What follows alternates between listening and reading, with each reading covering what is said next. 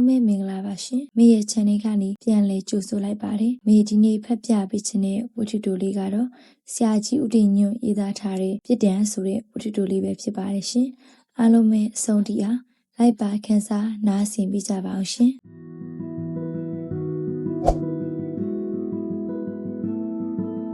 ရွာထဲတွင်တည်င်းတစ်ခုကြားခဲ့ရသည်။ဘာကောင်းပြန်လွတ်လာပြီ။ကျွန်တော်ကဘာကောင်းဆိုသည်ကိုမသိထို့ကြောင့်အကျော်ရောင်းသည့်ဒေါ်ထားကိုမေးရသည်ဒေါ်ထားဘာကောင်းဆိုတာဘသူလဲဗျဆရာခုနှစ်တန်းကအောင်နိုင်ထွန်းအဖေလေသူကဘာအမှုနဲ့ထောင်ချသွားတာလဲသူမိမကိုတတ်တာဟာဗျာကျွန်တော်စိတ်ထဲတွင်ညင်ညူးသွားခဲ့ရသေးသည်အောင်နိုင်ထွန်းကဖြူဖြူသေးသေးပင်ပင်စာလဲတော်သည်ကျွန်တော်ကိုလည်းအလွန်လေးစားယူသေးသူဖြစ်သည်ထိုနေ့ကြောင့်တတ်တော့အောင်နိုင်ထွန်းကိုတတိထားကြည့်မိသည်မျက်နှာမကောင်းကျွန်တော်ကသူ့ကိုတတိထားပြီးဆက်ဆံနေရသည်နေကင်းထမင်းစားချိန်တွင်ရုံးခန်းထဲကိုအဖွားအိုတယောက်ရောက်လာသည်သူနှင့်အတူပါလာသည်မှအောင်နိုင်ထွန်းလာလေအဖွားထိုင်မှာဘာကိစ္စလဲအောင်နိုင်ထွန်းကမျက်စိမျက်နှာပြက်ကခေါင်းကြီးငုံထားသည်အဖွားအိုကဆရာတပည့်ကိုပြောပါအောင်ဘာဖြစ်လာသလဲအောင်နိုင်ထွန်းသူ့အဖေကိုသွားတက်မေကြီးလုံနေလို့ဆရာကြီးကျွန်တော်ကအောင်နိုင်ထွန်းကိုကြည့်လိုက်သည်သူကမျက်ရည်တွေစီးကျနေပြီးလက်သီးကိုဆုပ်ထားသည်အောင်နိုင်ထွန်းသူကခေါင်းကိုငုံထားသည်ကျွန်တော်ကဒုတိယတစ်ချိန်အောင်နိုင်ထွန်းဆရာကိုကြည်စမ်းသူကမျက်ရည်တွေတုပ်ပြီးကျွန်တော်ကိုမရဲတရဲကြည့်သည်ဘာဖြစ်လို့လူမအလုပ်ကိုလှုပ်ချင်ရတာလဲကွာတားအမေကိုတတ်တဲ့သူကိုတားပြန်တက်ရမှာချိန်နဲ့မေဒါအဲ့ဒါမှန်ကန်တဲ့လုပ်ရလို့ထင်သလားဆရာတို့လူပေါင်းအဖွဲ့အစည်းကဘယ်နည်းနဲ့မှလူသက်တာကိုခွင့်ပြုမထားဘူးလေလူသက်ရင်တရားဥပဒေအရေးယူမှာပဲမင်းအဖေလဲတရားဥပဒေကပေးတဲ့အပြစ်ဒဏ်ကိုခံလာပြီးလေအဲ့ဒါကိုမင်းကသွားတက်လိုက်ပါပြီတဲ့မင်းအဖေတည်သွားပါပြီတဲ့ဘာဖြစ်သွားမလဲစဉ်းစားမိရဲ့လားအဖွားအိုကဟုတ်တယ်ဆရာပြောတာဟုတ်တယ်အဖွားကအဲ့ဒီလိုမရှင်းပြတတ်လို့ဆရာစီခေါ်လာတာကျွန်တော်ကမတ်တက်ရက်လိုက်ပြီးအောင်နိုင်ထွန်းအနီးကိုကတ်သွားကတားရီလူတယောက်ကိုမုန်းလို့တတ်လိုက်တာအဖေမဟုတ်ပါဘူးမတက်ပဲနောင်တရနေတာကပိုးပြီးခံစားရခက်လာတယ်အခုဆိုရင်မင်းအဖေဘယ်လိုခံစားနေရမလဲဆိုတာသူ့ဘက်ကလည်းမှတ်ကြည့်ပါလားတားကအခုဆိုရင်တားအဖေနဲ့အတူတူနေလို့လားမဟုတ်ဘူးဆရာမေးလေးကကျမသမီးတည်သွားပြီးအဲ့ဒီခွေးလူကောင်ထောင်ကြကလေးကကျမနဲ့အတူလာနေတာဒါရှင်းနေတာပဲမင်းအမေကြီးနဲ့နေရတာသူနဲ့နေရတာမှမဟုတ်တာဒါစိတ်ထဲမှာသူ့ကိုအဖေတယောက်လိုတတ်မှတ်မှလားမတတ်မှတ်ဘူးလားသူကရောဒါတယောက်လိုတတ်မှတ်သေးလားမတတ်မှတ်ဘူးလားမပြောတတ်ဘူးဒါပေမဲ့ဒါရဲ့တခုပဲစိတ်ထဲမှာထားပါလူတယောက်ကိုသိအောင်တတ်မှတ်သေးတာမဟုတ်ဘူးသူ့မိုက်ပြည့်သူ့နောင်တနဲ့သူစစ်စင်ရဲပြီးတည်သွားတာကလည်းအများကြီးပဲဒါစိတ်ထဲမှာမကြည့်နဲ့ဘူးလားသူ့ကိုစိတ်ထဲကလုံးဝထုတ်လိုက်လက်လူရှုထားလိုက်အရေးကိုမလုံးနဲ့ကွာအဖက်ကိုမလုံးနဲ့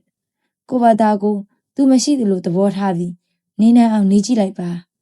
ဆရာပြောတာသဘောပေါက်ပါတယ်နော်ဟုတ်ကဲ့မိုက်တာအလွယ်လေးသာစက္ကန့်ပိုင်းအတွင်းလူမိုက်ဖြစ်လို့ရတယ်မထိန်နိုင်တဲ့စိတ်နဲ့လူသက်ကြည့်လိုက်ဟာလူသက်သမားသားကလူသက်သမားဆိုတဲ့အပြောတွေပဲသားရလိမ့်မယ်လိမ္မာတယ်တော်တယ်ကောင်းတယ်ဆိုတာကိုအများကြီးတိဆောက်ရတာကွအချိန်ကြာကြီးတိဆောက်ရတာမိုက်တယ်ဆိုတာစက္ကန့်ပိုင်းလောက်နဲ့ဖြစ်သွားနိုင်တာပဲအမေအိုကမျက်ရည်တွေစီကျနေသည်ကျေးဇူးတင်လိုက်တာဆရာရဲ့ညီလေးအောင်နိုင်ထွန်းဆရာပြောတာကြားတယ်နော်လူမိုက်ကိုလူမိုက်နီးနဲ့မတုတ်ပြန်နဲ့ချလာဟုတ်ကဲ့ကျွန်တော်ကိုဘာကောင်းကိုမတွေ့ဘူးပါသို့တော့ဒီနေ့တွင်ကိုဘာကောင်းနှင့်ဆုံရန်အကြောင်းဖြစ်လာသည်လာစာထုတ်ရန်ပဲခူးမြို့ကိုလာစင်ကဖြစ်သည်ရွာမလေထွန်ဆက်ကိုအစောကြီးထစီရသည်ထွန်ဆက်နောက်တွဲပေါ်တွင်ဝါးတွေနှင့်ညီဘဲအိတ်တွေတင်ထားသည်ညီဘဲအိတ်ပုံပေါ်ကလူတွေထိုင်လိုက်ကြရသည်စိတ်ချောင်းအလွန်တွင်ကိုင်းထဲကလူတယောက်ပြေးထွက်လာပြီးထွန်ဆက်ကိုတားသည်သူကအပေါ်ကိုတက်လာပြီးကျွန်တော်အနာတွင်ထိုင်လိုက်ကဟာဆရာကြီးပါလားဟုပြောလိုက်သည်သူကိုကျွန်တော်မတွေ့ဘူးတဖြစ်ဒီရွာကပဲလားဟုတ်ကဲ့ကျွန်တော်အောင်နိုင်ထွန်းအဖေပါ အော်မချသေးခင်ကမှဟုတ်တယ်ဆရာကြီးထောင်ထွက်တယောက်ပါ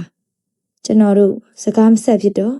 ကျွန်တော်ကသူ့ကိုစကားပြောခြင်းစိတ်လည်းမရှိတာပါသည်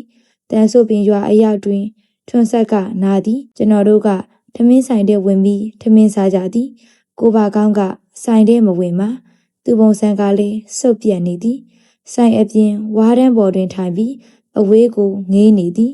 ကျွန်တော်ကဆိုင်မစပွဲထိုးလေးကိုသူ့အားခေါ်ခိုင်းလိုက်သည်ထိုင်းကိုပါကောင်းထမင်းစားနေပါစီဆရာကြီးစာရော့ပေါ်နေဝက်တောင်ကျိုးနေပြီ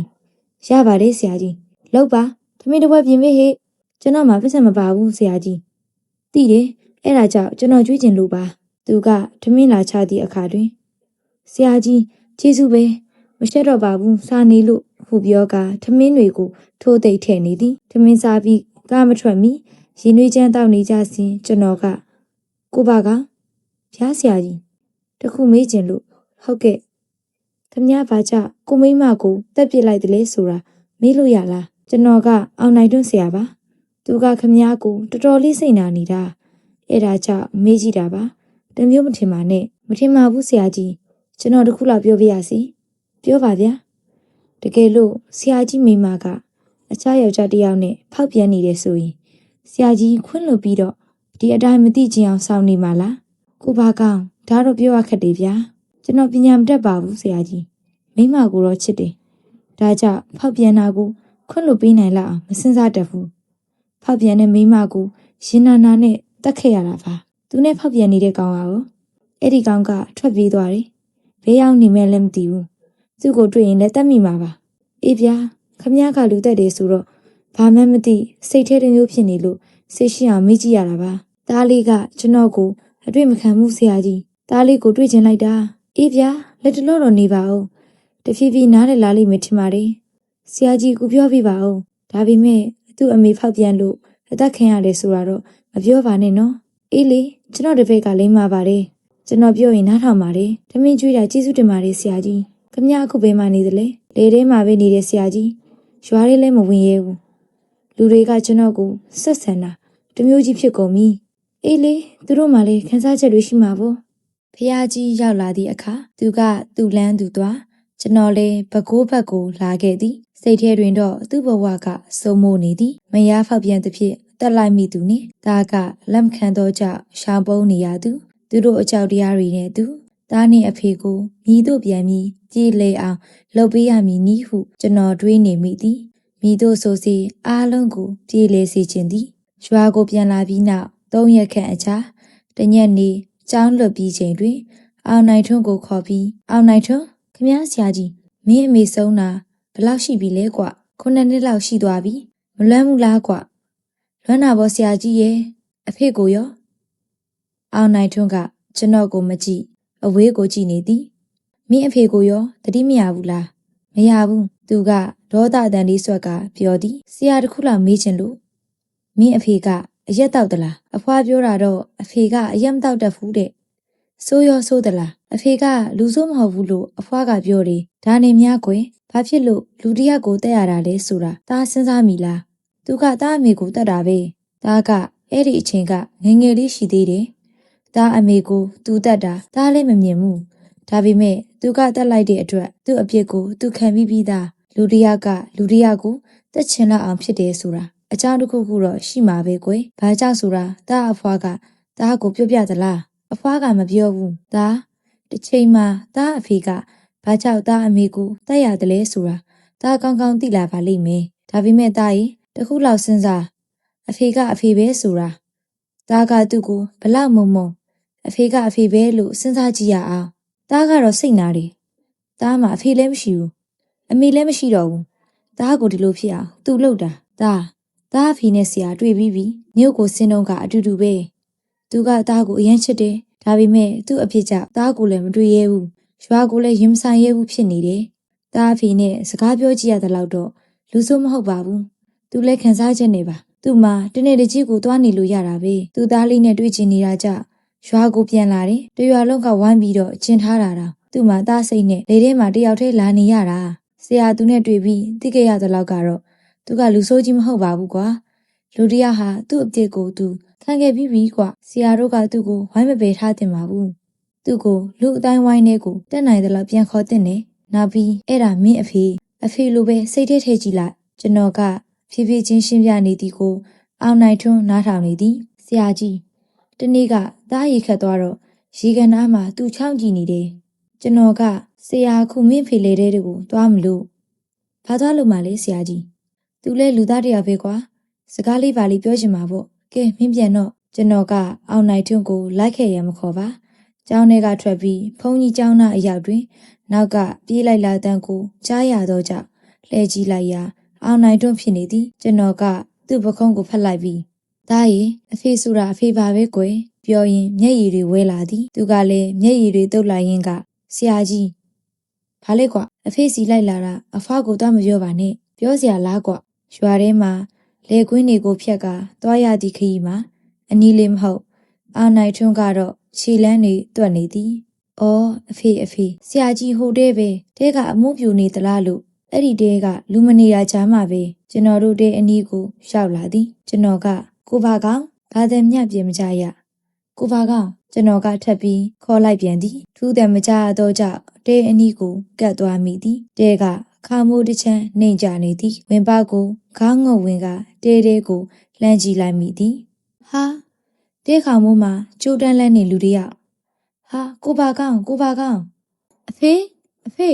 တဲကောင်တွင်ကျိုးဆွဲချကတေဆုံးနေသူမှာကိုဘာကောင်ဖြစ်သည်အဖေအောင်နိုင်ထွန်းကကုန်းအော်သည်ကျွန်တော်ကအနည်းရှိတဲများမှလူတွေကိုလိုက်ခေါ်သည်အောင်နိုင်ထွန်းမိမြအော်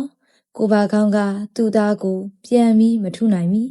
ကျွန်တော်စိတ်ထဲတွင်ယနေ့တိုင်လွှမ်းမိုးနိုင်သည့်ကိုဘာကောင်ဖြစ်ပါသည်ဟုတ်ကဲ့ပါရှင်ဒီနေ့ဖတ်ပြပေးခဲ့တဲ့ဝတ္ထုတိုလေးကတော့ဒီလောက်ပါပဲရှင်